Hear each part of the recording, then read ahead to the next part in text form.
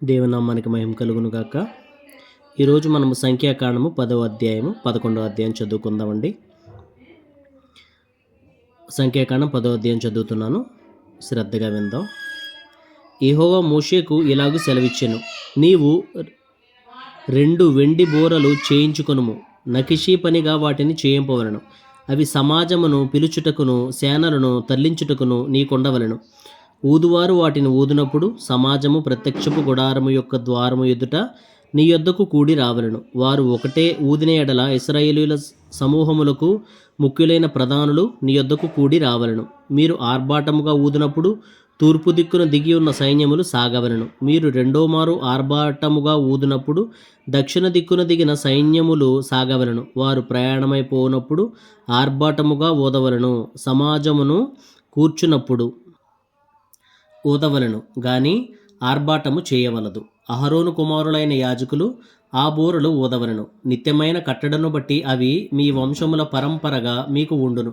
మిమ్మును బాధించు శత్రువులకు విరోధముగా మీ దేశములో యుద్ధమునకు వెళ్ళినప్పుడు ఆ బూరలు ఆర్భాటముగా ఊదవలెను. అప్పుడు మీ దేవుడైన యెహోవా సన్నిధిని మీరు జ్ఞాపకమునకు వచ్చి మీ శత్రువుల నుండి రక్షింపబడుదురు. మరియు ఉత్సవ దినమునందును నియామక కాలముల యందును నెలల ఆరంభముల యందును మీరు దహన బలులను గాని సమాధాన బలులను గాని అర్పించినప్పుడు ఆ బూరలు ఊదవలెను. అప్పుడు అవి మీ దేవుని సన్నిధిని మీకు జ్ఞాపకార్థముగా ఉండును. మీ దేవుడైన యెహోవాను నేనే. 2వ సంవత్సరము 2వ నెల 25వ తేదీని మేఘము సాక్ష్యపు మందిరము మీద నుండి పైకెత్తబడెను. గనుక ఇశ్రాయేలీయులు సీనాయి అరణ్యములో నుండి ప్రయాణములు చేయసాగిరి. తరువాత ఆ మేఘము పారాను అరణ్యములో నిలిచెను. యెహోవా మోషే చేత పలికించిన మాటను బట్టి వారు మొదట ప్రయాణము చేసిరి. యూదీయుల పాళెపు ధ్వజము వారి సేనల చొప్పున ముందర సాగెను. అమ్మీనాదాబు కుమారుడైన నయస్సోను ఆ సైన్యమునకు అధిపతి. ఇస్సాకారీయుల గోత్ర సైన్యమునకు నూయారు కుమారుడైన నెతనేలు అధిపతి. 16వ వచనం నుంచి చదువుతున్నానండి.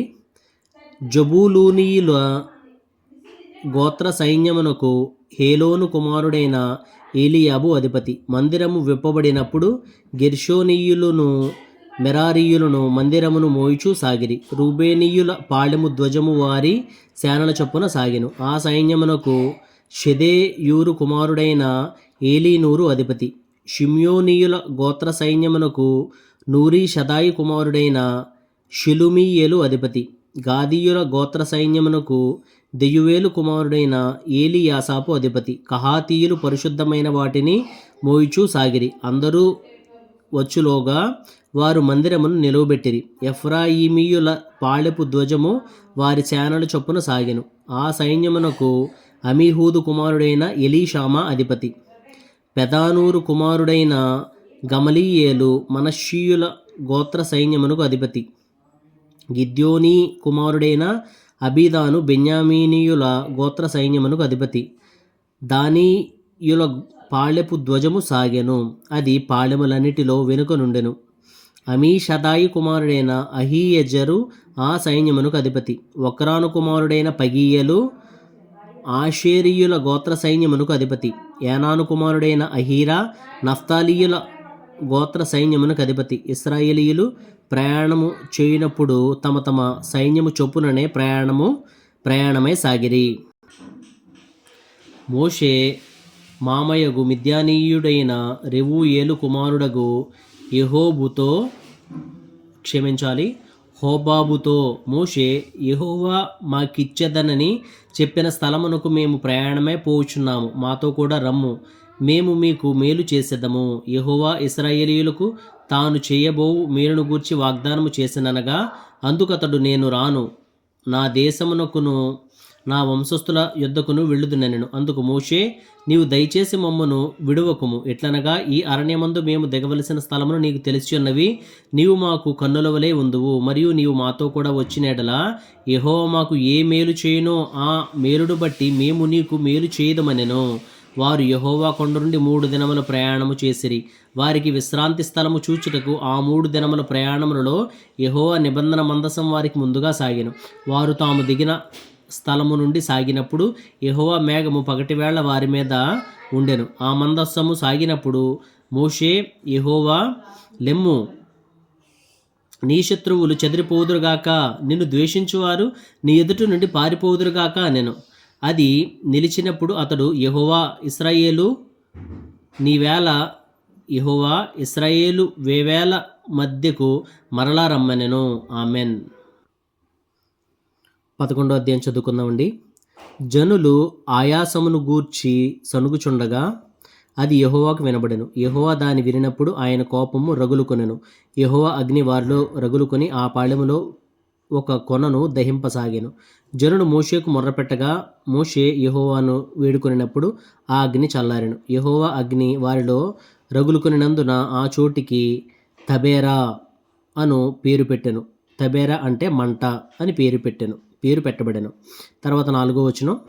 వారి మధ్యనున్న మిశ్రిత జనము మాంసాపేక్ష అధికముగా కనపరచుగా ఇశ్రాయేలీయులు మరలా ఏడ్చి, మాకెవరు మాంసం పెట్టెదరు? ఐగుప్తులో మేము ఉచితముగా తినిన చేపలను, కీరకాయలను, దోసకాయలను, కూరాకులను, ఉల్లిపాయలను, తెల్లగడ్డలను జ్ఞాపకమునకు వచ్చుచున్నవి.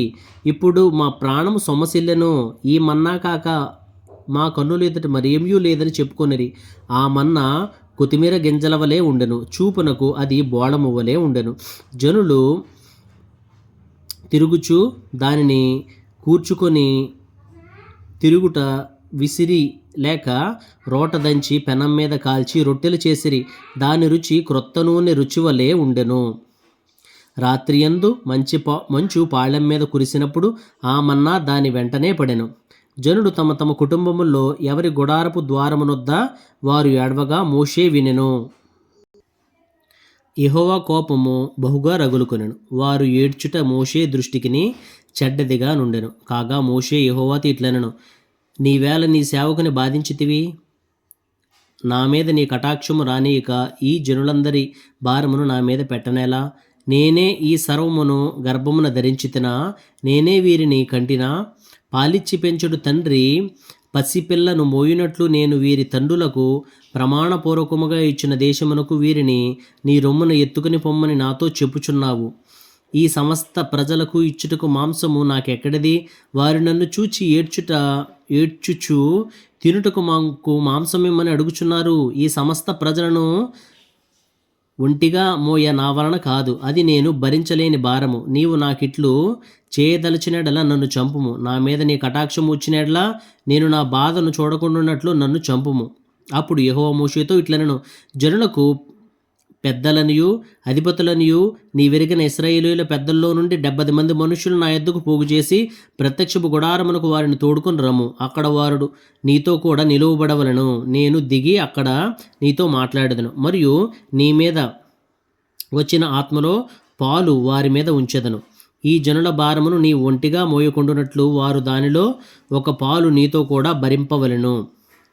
నీవు జనులను చూచి ఇట్లనుము, మిమ్మును మీరు రేపటికి పరిశుద్ధపరచుకొనుడి, మీరు మాంసము తిందురు. యెహోవా వినునట్లు ఏడ్చి, మాకు ఎవరు మాంసం పెట్టుదురు? ఐగుప్తులో మాకు బాగుగానే జరిగినదని మీరు చెప్పుకొంటిరి గనుక యెహోవా మీకు మాంసమునిచ్చును, మీరు తిందురు. 19వ వచనం నుంచి చదువుతున్నానండి. 1 దినము కాదు, 2 దినములు కాదు, 5 దినములు కాదు, 10 దినములు కాదు, 20 దినములు కాదు, 1 నెల దినముల వరకు, అనగా అది మీ నాసికారంధ్రముల్లో నుండి వచ్చి మీకు అసహ్యము పుట్టు వరకు దానిని తిందురు. ఏలయనగా మీరు మీ మధ్యనున్న యెహోవాను నిర్లక్ష్యము చేసి ఆయన సన్నిధిని ఏడ్చి ఐగుప్తులో నుండి ఎందుకు వచ్చితమనుకుంటిరి? అందుకు మోషే, నేను ఈ జనుల మధ్య ఉన్నాను. వారు 6 లక్షల పాదచారులు. వారు నెల దినములు తినుటకు వారికి మాంసమిచ్చేదరని చెప్పితివి. వారు తృప్తిగా తినునట్లు వారి నిమిత్తము గొర్రెలను పశువులను చంపవలన? వారు తృప్తిగా తినునట్లు సముద్రపు చేపలన్నయు వారి నిమిత్తము కూర్చవలన అనెను. అందుకు యెహోవా మోషేతో ఇట్లనెను, యెహోవా బాహుబలము తక్కువైనదా? నా మాట నీ ఎడల నెరవేరునో లేదో ఇప్పుడు చూచెదవు. మోషే బయటికి వచ్చి యెహోవా మాటలను జనులతో చెప్పి జనుల పెద్దల్లో నుండి 70 మంది మనుషులను పోగు చేసి గుడారము చుట్టూ వారిని నిలువబెట్టగా యెహోవా మేఘములో దిగి అతనితో మాట్లాడి అతని మీద వచ్చిన ఆత్మలో పాలు ఆ 70 మంది పెద్దల మీద ఉంచెను. కావున ఆ ఆత్మ వారి మీద నిలిచినప్పుడు వారు ప్రవచించిరి గాని మరలా ప్రవచింపలేదు. ఆ మనుష్యుల్లో 2 పాలెములో నిలిచియుండిరి. వారిలో ఒకని పేరు ఎల్దాదు, రెండవ వాని పేరు మేదాదు. వారి మీదను ఆత్మ నిలిచియుండెను. వారు వ్రాయబడిన వారిలోనూ ఉండియు వారు గుడారమునకు వెళ్ళక తమ పాళెములోనే ప్రవచించిరి.